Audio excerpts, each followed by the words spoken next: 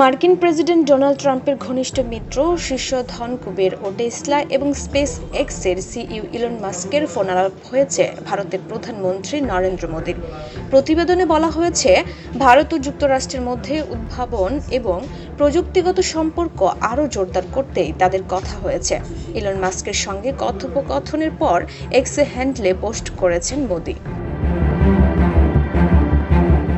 তিনি লিখেছেন, ইলন মাস্কের সঙ্গে কথা বললাম, অনেকগুলো বিষয় নিয়ে বিস্তারিত আলোচনা হয়েছে।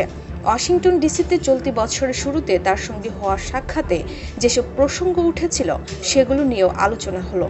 প্রযুক্তি এবং উদ্ভাবনের ক্ষেত্রে ভারতে বিস্তর সুযোগ রয়েছে, সে কথাও জানিয়েছি তাকে। এই ক্ষেত্রে যুক্তরাষ্ট্রের সঙ্গে যৌথভাবে কাজ করার জন্য ভারত আগ্রহী।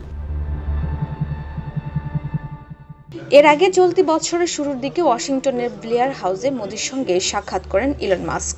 চীনের সঙ্গে যখন যুক্তরাষ্ট্রের বাণিজ্য যুদ্ধ তুঙ্গে, তখন মোদির সঙ্গে কথা হলো ইলন মাস্কের। এদিকে যুক্তরাষ্ট্রের ভাইস প্রেসিডেন্ট জেডি ভ্যান্স আগামী সপ্তাহে 21 এপ্রিল ভারত সফরে আসছেন। সেখানে তিনি ভারতের প্রধানমন্ত্রী নরেন্দ্র মোদীর সঙ্গে সাক্ষাৎ করবেন।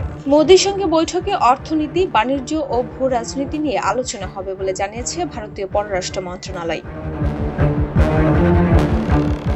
বিবিসির প্রতিবেদনে বলা হয়েছে, ভ্যান্সের সফরের প্রথম দিন 21 এপ্রিল অর্থনৈতিক, বাণিজ্য ও ভূ রাজনৈতিক সম্পর্ক নিয়ে আলোচনার জন্য দুই নেতার বৈঠক হওয়ার কথা রয়েছে।